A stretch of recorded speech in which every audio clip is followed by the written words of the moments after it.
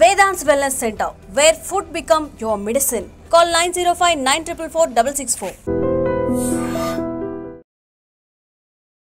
నమస్తే, welcome back to IT media. నేను మీ ఝాన్సీ. ప్రస్తుతం మనతో గ్యాస్ట్రో సర్జన్ డాక్టర్ శ్రీమన్నారాయణ గారు ఉన్నారు ఫ్రమ్ మెడికవర్ హాస్పిటల్ నుంచి. ఫర్టింగ్ ఈ వర్డ్ మనం రెగ్యులర్గా వింటూనే ఉన్నాము. అంటే తెలుగులో గ్యాస్ ఫామ్ అవ్వడం, నలుగురిలో ఉన్నప్పుడు ఫర్ట్ చేసినప్పుడు స్మెల్ వస్తుందని కానివ్వండి, ఫుడ్ డైజెషన్ అవ్వనప్పుడు కానీ, మోషన్ ఫ్రీగా అవ్వనప్పుడు, అందరిలో కూర్చున్నప్పుడు నలుగురిలో కూర్చున్నప్పుడు ఫర్ట్ చేస్తే అందరు నవ్వుతారు, అలానే ఆపుకోవడం, ఇంకా గ్యాస్ట్రిక్ సమస్యలను పెంచుకోవడం, ఇలాంటివన్నీ జరుగుతాయి. అసలు ఒక గట్ హెల్త్ అని కూడా ఇప్పుడు అంటున్నారు. కాబట్టి మనం ఎలాంటి ఫుడ్ తీసుకోవాలి, ఎలాంటి ఫుడ్ తీసుకున్నప్పుడు ఈ ఫర్టింగ్ సమస్యలు అనేవి వస్తాయి, ఈరోజు డిస్కస్ చేద్దాము. నమస్తే సార్. సార్, జనరల్గా ఒక క్వశ్చన్ తీసుకోవడానికి కూడా అంటే ఇబ్బందిగా ఫీల్ అవుతూ ఉంటాము, తెలుగులో కానీ ఇంగ్లీష్లో కానీ.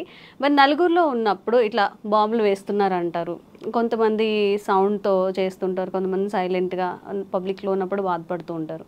ప్రధాన కారణం ఏంటి ఈ గ్యాస్ట్రిక్ ఫామ్ అవ్వడానికి, ఇలా బ్యాడ్ స్మెల్తో ఇట్లా ఫర్ట్ చేయడానికి? యాక్చువల్లీ అండి, మన హ్యూమన్ బీయింగ్స్లో ఉన్న మెయిన్ ప్రాబ్లం ఏంటంటే మనం జనరల్గా చేయాల్సిన దాన్ని కూడా అబ్నార్మల్గా ఫీల్ అవుతాం అనమాట.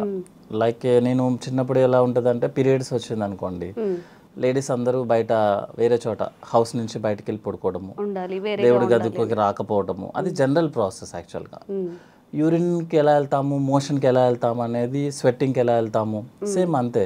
పీరియడ్స్ కూడా వెళ్ళటం అనేది కామన్. అట్లాగే ఈ ఫార్టింగ్ ఏంటి అంటే, మీరు సర్జరీ అయిపోయిన తర్వాత, సపోజ్ నేను గ్యాస్ట్రో సర్జన్, సర్జరీ అయిపోయిన తర్వాత నేను పేషెంట్ని అడిగే ఫస్ట్ క్వశ్చనే, బాబు కింద నుంచి గ్యాస్ పోతుందా అంటే. అంత ఇంపార్టెంట్ యాక్చువల్గా.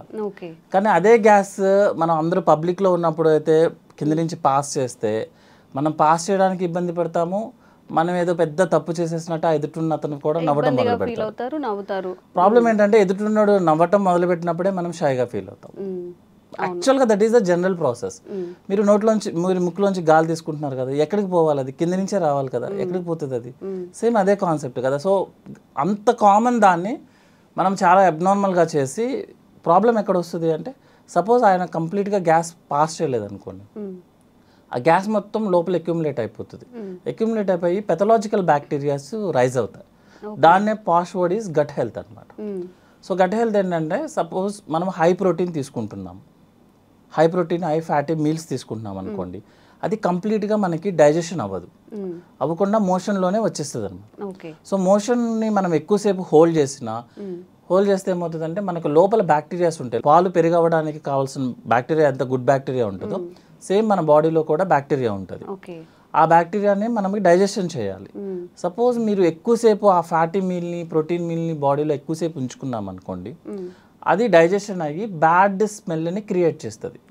సో జనరల్ ఫార్టింగ్ అనేది, జనరల్ గ్యాస్ పాస్ చేయడం అనేది స్మెల్ ఉండదు ఎప్పుడు.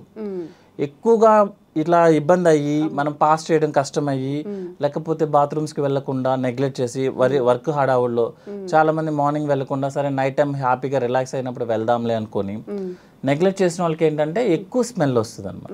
So but both are same. అదేమి డిసీజ్ కాదు, అదేమి తప్పేం లేదు. ఇంకొకటి ఏంటంటే, మనం జనరల్గా మంచిగా గ్యాస్ పాస్ చేస్తేనే మనకి గట్ హెల్త్ బాగుంటుంది యాక్చువల్లీ. దానికోసం మనం కొత్తగా ఏం ట్రై చేయాల్సిన అవసరం లేదు. ఇంకొకటి ఏంటంటే, మనము మోషన్ పాస్ చేయాలని ట్రై చేయొచ్చు, కానీ బై మన ఓన్ ప్రకారము మన గ్యాస్ని మనం ఓన్గా పాస్ చేయలేము. గ్యాస్ అనేది పైనుంచి మొత్తం క్లీన్ చేసుకుంటే దానికి ఆటోమేటిక్గా పాస్ అవ్వాలి తప్ప, మనం సపరేట్గా వెళ్ళి బాత్రూంలో కూర్చున్నంత మాత్రం గ్యాస్ పాస్ అవ్వదు. అంటే అంత ఇంపార్టెంట్.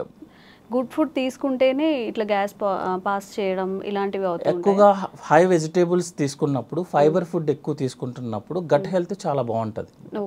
అది బాగున్నప్పుడు ఏంటంటే మనకి గ్యాస్ చాలా ఫ్రీగా పాస్ అవుతుంది. సపోజ్ గ్యాస్ మనకి ఫ్రీగా పాస్ అవ్వలేదు, స్మెల్ వస్తుందంటే అర్థం ఏంటంటే మనం బ్యాడ్ ఫుడ్ తీసుకుంటున్నాం. బ్యాడ్ ఫుడ్ అంటే like fatty food, high fatty food, ఎక్కువ ఆయిల్ యూజ్ చేయడము, ఎక్కువ ప్రోటీన్స్ తీసుకోవడం వల్ల మనకు ఫార్టింగ్ స్మెల్ వస్తుంది. But passing of gas is very important. అందరిలో కామన్ గా ఉండాలి అంటారా ఈ ఫార్టింగ్ అనేది? ఫార్టింగ్ అనేది కాదండి, మనకి యాక్చువల్గా ఏంటంటే రోజుకి ఒకసారి మోషన్ పాస్ చేయాలి కదా. ఇప్పుడు మన పెద్దవాళ్ళని ఎవరైనా అడిగామనుకోండి, ఏంటి కొంచెం ఇబ్బందిగా ఉన్నా అంటే, ఈ రోజు మోషన్కి వెళ్ళలేదు బాబు అందుకే ఇబ్బంది ఉన్నది. మోషన్ మనకి యంగ్ పీపుల్ మనం ఒక రోజైనా పాస్ చేయకపోతేనే మనం చాలా అన్ఈజీగా ఉంటుంది.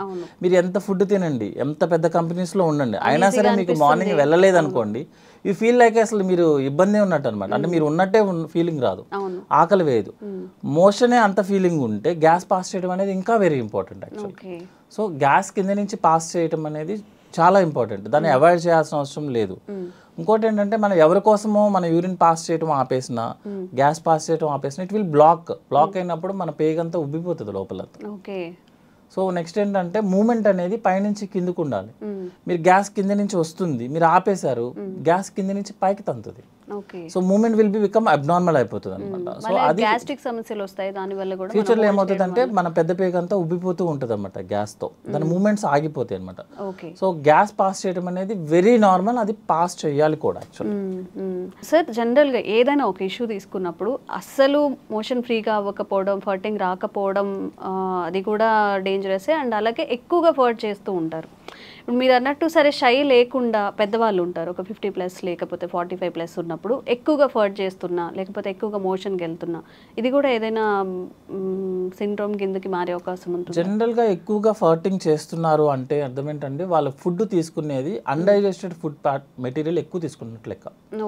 లైక్ కార్బోహైడ్రేట్ డ్రింక్స్ తీసుకోవడం కానీ, లేకపోతే మన హై ప్రోటీన్ నాన్ వెజిటేరియన్ ఎక్కువ తీసుకోవడం కానీ, ఆయిలీ ఫుడ్ ఎక్కువ తీసుకోవడం కానీ, వెజిటేబుల్స్ తగ్గించుకోవడం కానీ జరిగితే ఏమవుతుందంటే మనకి లోపల మోషన్ బ్లాక్ అయి ఉంటుంది అనమాట. మనం ఈరోజు తిన్నాం అనుకోండి ఒక ఫుడ్ ఐటమ్ ఏదన్నా, అది 3-4 డేస్ వరకు మోషన్లో పాస్ అవుతూనే ఉంటుంది. మన మోషన్ మూవ్మెంట్ ఎట్లా అంటే అండి 1 మీటర్ ముందుకు వెళ్తుంది, 1/2 మీటర్ వెనక్కి వస్తుంది యాక్చువల్గా లోపల బాడీ లోపల. సో ఈజీగా చెప్పడానికి చెప్తున్నాను అనమాట. 1 మీటర్ ముందుకు తోస్తే మోషన్ 1/2 మీటర్ వెనక్కి వెళ్తుంది. అంటే మోషన్ అనేది లోపల సర్క్యులేట్ అవుతూనే ఉంటుంది. సో మంచి ఫుడ్ తీసుకోకపోతే, లైక్ బ్యాలెన్స్డ్ డైట్ అంటాం, అంటే హై ఫైబర్స్ తీసుకోకపోతే, వాటర్ తాగకపోతే, ప్రోటీన్ ఎక్కువ తీసుకున్నా, ఆయిల్ ఎక్కువ తీసుకున్నా మోషన్ మూమెంట్ ఉండదు. ఆ మోషన్ మూమెంట్ ఉండకపోవడం వల్ల లోపల ఉన్న బ్యాక్టీరియా మోషన్ని మెటబలైజ్ చేస్తుంది, చేసి గ్యాస్ని రిలీజ్ చేస్తుంది, ఎక్కువ రిలీజ్ చేస్తుంది. దానివల్ల ఎక్కువ ఫార్టింగ్ చేస్తున్నాడు తను. అంతేగాని అది హెల్దీ అంటారా, అది అన్హెల్దీయేనా? అది అన్హెల్దీ అండి. ఎక్కువ ఫార్టింగ్ చేయడం అనేది అన్హెల్దీ. రెగ్యులర్గా ఫార్టింగ్ చేయడం అనేది నార్మల్, హెల్దీ, వెరీ హెల్దీ. ఎందుకు ఎక్కువ సార్లు ఎందుకు పాస్ చేస్తున్నాడు అంటే this is the reason, motion లోపల బ్లాక్ ఎక్కువ అయిపోతుంది దానికన్నా. తను చెప్తాడు లేదు నేను రోజు మోషన్కి వెళ్తానని చెప్తాడు యాక్చువల్గా. అంటే మోషన్ ఎంత వెళ్తున్నారు అనేది ఎవరు చెప్పలేరు యాక్చువల్గా, ఎవరు చూసుకోవాలి. క్లీన్ అవ్వట్లేదు యాక్చువల్గా, అంటే ఉండాల్సిన మోషన్ అంతా క్లీన్ అవ్వట్లేదు లోపలికి, అందువల్ల గ్యాస్ ఎక్కువ పాస్ చేస్తున్నాడు, స్మెల్ కూడా వస్తుంది అనమాట. అండ్ ఒక్కొక్కరిలో అసలు ఫర్టింగ్ ఏ ఉండదు అండ్ రెగ్యులర్గా మోషన్కి వెళ్తూ ఉంటామని చెప్తున్నారు. మీరేమో డైలీ ఫర్ట్ చేస్తేనే, అంటే రెగ్యులర్గా ఫర్ట్ చేసేది హెల్దీ అని చెప్తున్నారు. మరి ఇట్లా అస్సలు ఫర్టింగ్ రాకుండా అలా కూడా? యాక్చువల్గా మేడం ఫర్టింగ్ చేయటం అనేది మన చేతుల్లో ఉండదు. ఫుడ్ అంటారా? కాదు, అంటే ఇక్కడ ఏంటంటే కింద నుంచి గ్యాస్ పోవడం అనేది మన చేతుల్లో ఉండదు. పైనుంచి ఇంటెస్టైన్ గ్యాస్ని మూమెంట్ కిందకి తీసుకొస్తేనే మనకి గ్యాస్ వస్తుంది. మీకు 40-50% పేషెంట్స్ వాళ్ళకి గ్యాస్ పాస్ చేయడం అంటే కూడా తెలియదు వాళ్ళకి. యాక్చువల్లీ వెళ్తూ ఉంటుంది, వాళ్ళకి తెలియదు. అదొకటి అంటే మోషన్ అందరూ కాన్సన్ట్రేట్ చేసేది ఏంటి, మోషన్ పాస్ చేసామా లేదా అని చూస్తారు యాక్చువల్గా. సో మనం పేషెంట్స్ వాళ్ళని క్లియర్గా అడిగామనుకోండి, ఏమన్నా మీరు కింద నుంచి గ్యాస్ పాస్ చేస్తున్నారు అనుకుని షై ఫీలింగ్తో కూడా లేదండి మాకు అలాంటివి తెలియదండి అని అంటారు. యాక్చువల్గా గ్యాస్ పాస్ అవుతూనే ఉంటుంది, అది మనం నోటీస్ చేయమంతే. ఎప్పుడు నోటీస్ చేస్తామంటే స్మెల్ వచ్చినప్పుడు, సౌండ్ వచ్చినప్పుడు యాక్చువల్గా మనం నోటీస్ చేసేది. స్మెల్ ఎక్కువ వచ్చినా, సౌండ్ ఎక్కువ వచ్చినా, ఇంకొకటి చెప్పమంటారా, మోషన్ స్మెల్ ఎక్కువ వచ్చినా కూడా ప్రాబ్లం యాక్చువల్గా. జనరల్గా చూసుకుంటే 70-80% వాళ్ళకి మోషన్ అంత స్మెల్ రాదు, కొంతమందికి మరీ చాలా ఎక్కువ స్మెల్ వస్తుంది. అర్థం ఏంటంటే లోపల మోషన్ స్టక్ అవుతుంది, అంటే రెగ్యులర్గా పాస్ అవ్వాల్సిన మోషన్ పాస్ అవ్వట్లేదు అని అర్థం. 2-3 days అలా ఉండిపోవడం వల్ల ఎక్కువ స్మెల్ వస్తుంది అనమాట. సో గ్యాస్ పాస్ చేయడం అనేది హెల్దీ, కానీ ఎక్కువ ఫార్ట్ చేయడం అనేది, ఎక్కువ స్మెల్ రావడం అనేది అన్హెల్దీ. అంటే మోషన్ బ్లాక్ అవుతుంది, అంతకుమించి వేరే ప్రాబ్లం ఏం కాదు. ఓకే. అండ్ యావరేజ్గా పర్ డేకి ఎన్నిసార్లు మోషన్కి వెళ్తే మంచిది? కొంతమంది పదే తిన్న వెంటనే ఇమీడియట్గా టిఫిన్ చేసినా, అసలు ఏమైనా తిన్నా కానీ వెంటనే మోషన్కి వెళ్ళిపోతూ ఉంటారు. ఇది కరెక్టే అంటారు? ఇది మంచిదేనా? అసలు పర్ డేకి ఎన్నిసార్లు మోషన్ అయితే మంచిది అంటారు? జనరల్గా అండి మా దాంట్లో ఫార్ములా టైప్లో ఉంటాయి అనమాట. యాక్చువల్ డెఫినేషన్ ఆఫ్ కాన్స్టిపేషన్ అన్న వర్డ్ యూజ్ చేస్తే రోజుకి ఒకసారి, లేకపోతే మినిమం 2 daysకి ఒకసారి, దట్ ఈస్ నార్మల్. ఓకే. అంటే వారంలో 3 times మోషన్ పాస్ చేయడం అనేది నార్మల్. ఒక్కసారి అలా కాకుండా కొంతమంది పేషెంట్స్ ఏంటంటే మోర్ దాన్ 2 days కనుక టైం తీసుకున్నా, లేకపోతే మోషన్ పాస్ చేయడానికి మోర్ దాన్ 5 minutes టైం తీసుకున్నా, దట్ ఈస్ కాన్స్టిపేషన్. అంతే తప్పించి రోజు వెళ్ళాల్సిన అవసరం లేదు.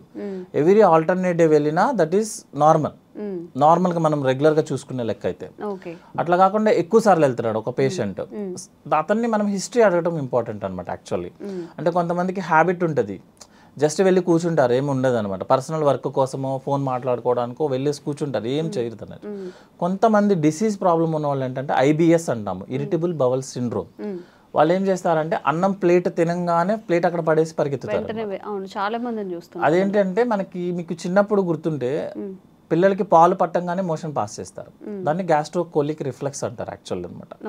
సో ఆ రిఫ్లెక్స్ మనం స్ట్రెస్లో ఉన్నా, ఎక్కువ వర్క్ టెన్షన్లో ఉన్నా, లేకపోతే సైకాట్రిక్ ప్రాబ్లమ్స్ ఉన్నా, ఎక్కువ వర్క్ స్ట్రెస్ అనమాట యాక్చువల్గా.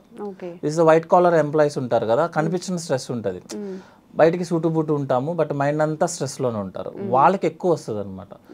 వాళ్ళు ఏంటంటే ఫిజికల్ యాక్టివిటీ తక్కువ, బ్రెయిన్ యాక్టివిటీ ఎక్కువ. సో ఏమవుతుందంటే బ్రెయిన్ యాక్టివ్గా ఉన్నప్పుడు మీరు ఫుడ్ తినగానే అప్లోడ్ చేస్తున్నాము, డౌన్లోడ్ చేయాల్సిందే.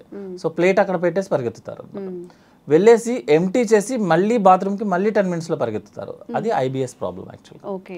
ఇంకోటి ఏంటంటే వాళ్ళకి కోలికి పెయిన్ ఉంటుంది, అంటే స్టమక్లో నొప్పి ఉంటుంది యాక్చువల్గా. ఆ నొప్పి వెళ్ళి ఎంటీ చేస్తేనే ఆ నొప్పి తగ్గుతుంది. అదేంటంటే it's a mental problem type madam, physical activity లేకపోవడం వల్ల జరిగే ప్రాబ్లం ఇదంతా అనమాట. దాన్ని IBS అంటాము. యాక్చువల్గా జనరల్గా IBSకి ఏం ట్రీట్మెంట్ అంటే రీజన్ ఏంటి, స్ట్రెస్. అది తగ్గించుకుంటే ఆటోమేటిక్గా IBS తగ్గుతుంది. అది తగ్గకపోతే మీరు ఎన్ని మెడిసిన్స్ వాడండి, ఎన్ని కొలనోస్కోపీలు చేయించుకోండి, మీరు ఏమైనా చేయండి, సైకాట్రిస్ట్ దగ్గరికి వెళ్ళి ఎంత ఖర్చు పెట్టండి, మీకు ఆ ప్రాబ్లం తగ్గదు. ఎందుకంటే ప్రాబ్లం వచ్చింది దేనివల్ల, మెంటల్ యాక్టివిటీ, స్ట్రెస్ ఎక్కువ అవడం వల్ల. మీరు అది తగ్గించుకోకపోతే ఈ ప్రాబ్లం తగ్గదు. మీరు చాలా మంది చెప్తారు ఇన్ని కొలనోస్కోపీలు చేసాం సార్ ఏమీ కనిపించలేదు అంటే, ఏమీ కనిపించదు, దానివల్ల కొన్ని కండిషన్స్ ఉంటాయండి యాక్చువల్గా. టెస్టుల్లో ఏవి కనిపించకపోతేనే దాన్ని ఆ ప్రాబ్లం అంటారు. మీకు టెస్టులన్నీ నార్మల్ వస్తాయి కానీ పేషెంట్కి IBS. అదే IBS అంటే ఏంటంటే టెస్టులన్నీ నార్మల్ వస్తే పేషెంట్ కంప్లైంట్ చెప్తాడు, that is irritable bowel problem. Okay. And ఇప్పుడు మన గట్లో అలా మీరు అన్న 2-3 days స్టోర్ అవ్వకుండా ఏ రోజుకి ఆ రోజు మోషన్ పాస్ అవ్వాలి అంటే అట్లీస్ట్ ఫుడ్లో కానీ వాటర్లో కానీ ఎలాంటి చేంజెస్ చేసుకుంటే? జనరల్గా 3 to 4 liters వాటర్ తీసుకోవాలండి, 30 minutes వాకింగ్ చేయాలి యాక్చువల్గా, ఫిజికల్ యాక్టివిటీ చేయాలి వాకింగ్ లాగా. వాకింగ్ అంటే ఫోన్ పట్టుకొని కాదు, మనలో మనం వాకింగ్ చేసుకుంటే బెటర్, పీస్ఫుల్గా అన్ని ఫీల్ అవుతూ నడుస్తున్నామని అని ఒకే పేస్లో చేసుకుంటా వాకింగ్ చేయాలి. చాలా మంది ఏం చేస్తారంటే 10 minutes చేసి 10 minutes రిలాక్స్ అయ్యి 10 minutes అట్లా కాదు, కంటిన్యూస్ 30 minutes వాకింగ్ చేయాలి, 3 to 4 liters వాటర్ తీసుకోవాలి. నెక్స్ట్ ఏంటంటే మన బ్యాలెన్స్డ్ డైట్ అంటాము, అంటే 60% కార్బోహైడ్రేట్స్ ఉండాలి, 20% ఫ్యాట్ ఉండాలి, 20% ప్రోటీన్ ఉండాలి. కార్బోహైడ్రేట్స్లో మోర్ ఏంటంటే వెజిటేబుల్స్ ఉండాలి యాక్చువల్గా, more fibre diet, you will pass by motion normally. ఫాటింగ్ కూడా రెగ్యులర్గా ఫాట్ అయిపోతూ ఉంటుంది, స్మెల్ ఉండదు, ఏమి ఇబ్బంది ఏం రాదు. Okay sir, thank you.